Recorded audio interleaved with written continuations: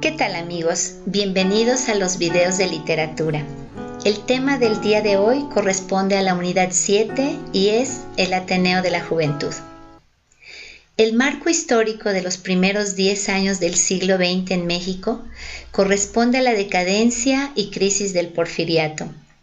Es interesante resaltar que pese al trasfondo de desigualdad e injusticia social y política, el fin de la dictadura de Díaz no se inició con una rebelión social de los más pobres, antes bien encontró germen entre aquellos sectores que hasta cierto punto se habían favorecido con sus medidas gubernamentales, la creciente clase media.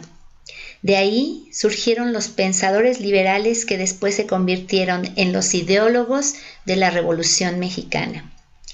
En los días en que el estruendo revolucionario estaba por estallar en la Ciudad de México, una serenidad tambaleante animaba los círculos políticos e intelectuales. La tradición intelectual mexicana del nuevo siglo se estrenaba con la fundación del Ateneo de la Juventud en 1909, bajo la guía y orientación de su maestro Justo Sierra.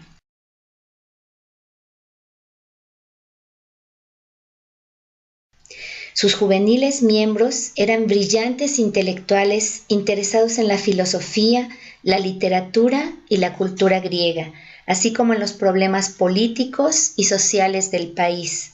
Su actividad pública más importante, aparte de sus conferencias, fue la organización de un centro de difusión cultural, el primero de esta clase en México, llamado Universidad Popular de México, que duró de 1912 a 1920.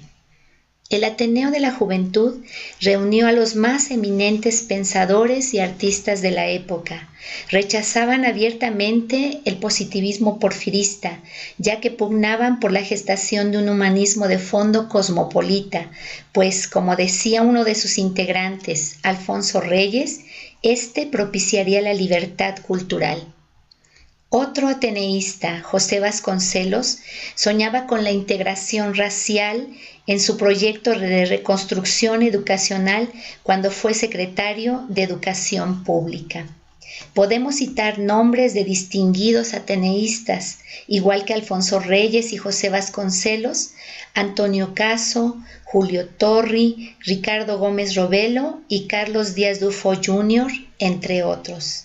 A ellos les debemos la demolición del positivismo porfirista, el regreso de la filosofía y las humanidades clásicas a los centros de educación superior, la afición por todo lo griego, la extensión de la cultura de las clases menos favorecidas, el estudio de la arquitectura colonial mexicana, un nacionalismo crítico y una honda mirada a Latinoamérica para tratar de comprenderla mejor.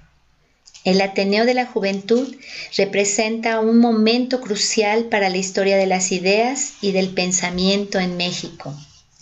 Otros grandes ateneístas también incursionaron en terrenos como las artes plásticas. Tenemos el caso de Diego Rivera y Gerardo Murillo, el Dr. Atl.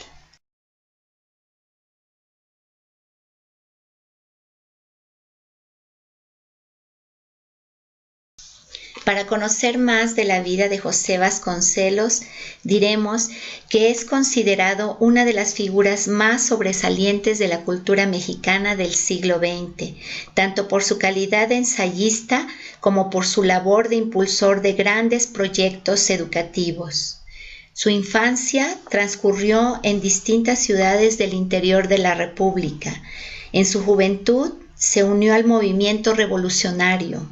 Ocupó cargos en el sector educativo, como los de rector de la Universidad Nacional, cuya autonomía impulsó, y secretario de Educación Pública, cargo que desempeñó de manera brillante, ya que se afanó en promover la cultura y formación intelectual de la población en general, con estrategias que obedecían a su amplia visión de las cosas.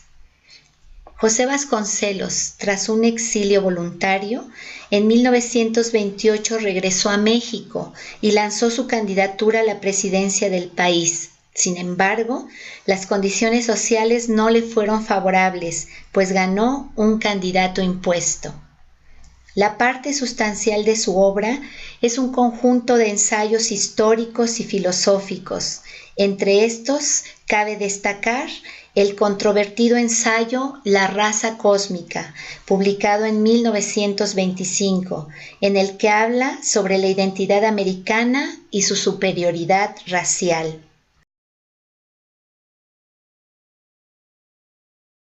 En sus memorias sí muestra un vigor literario. Podría decirse que gracias a ellas permanece como una presencia viva en las letras mexicanas. El ciclo de sus experiencias personales se inicia con un libro titulado Ulises Criollo, publicado en 1935. Respecto a Alfonso Reyes, sus mayores logros los obtuvo como ensayista, pero también fue crítico, poeta y narrador. Promovió la difusión de la cultura y su influencia es notable en la obra de casi todos los escritores mexicanos posteriores a él, como Octavio Paz y Carlos Fuentes. Fue hijo del gobernador de Nuevo León, Bernardo Reyes, quien fue una figura muy cercana a Porfirio Díaz. Alfonso era todavía muy joven cuando concluyó la carrera de leyes y partió a París, profundamente afectado por el asesinato de su padre durante la época de la Revolución Mexicana en 1914. En esa ciudad publicó su volumen Cuestiones Estéticas, pues una de sus preocupaciones intelectuales fue estudiar los fundamentos de la creación poética y literaria. Tras una estancia en Brasil, Alfonso Reyes regresó a radicar a la Ciudad de México aproximadamente en 1938 en una casa biblioteca, hoy museo dedicado a él, que lleva por nombre Capilla Alfonsina. Durante los siguientes 20 años alcanzó su más alta cima creativa y se consolidó como educador. Conocía con profundidad la poesía hebrea, los clásicos griegos y la literatura de la Edad Media a la contemporánea. Uno de los rasgos que distinguen su escritura es la riqueza de vocablos y de giros expresivos con construcciones gramaticales poco frecuentes. Su obra, Visión de Anáhuac, considerada una de las explicaciones más lúcidas y poéticas del mundo prehispánico, es una lectura fundamental para cualquiera que pretenda dominar temas de cultura mexicana. Alfonso Reyes fue candidato al Premio Nobel en 4 ocasiones, pero nunca llegó a recibirlo. Fue miembro de la Academia Mexicana de la Lengua y del Colegio Nacional, y fue fundador del Instituto Francés de América Latina y del Colegio de México, uno de los centros académicos más prestigiosos del país. Fue un escritor muy prolífico. Sus obras completas abarcan más de 28 tomos. De sus textos cabe destacar en poesía Ifigenia Cruel y en narrativa el cuento La Cena, incluido en el libro El Plano Oblicuo. Con esto damos por concluido nuestro tema y un recorrido por el interesante mundo de la literatura mexicana e iberoamericana. Muchas gracias por su atención.